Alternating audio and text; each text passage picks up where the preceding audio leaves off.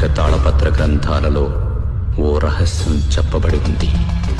శివుడు ఆత్మలింగాన్ని సృష్టించిన ప్రణవ మహాశివరాత్రి 72 సంవత్సరాలకోసారి వస్తుంది.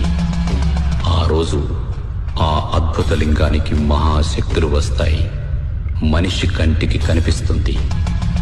ఆ ముహూర్తాన ఎవరైనా ఆ ఆత్మలింగాన్ని సాధించగలిగితే ఆకాశగంగను తిరిగి భూమికి రప్పించవచ్చు.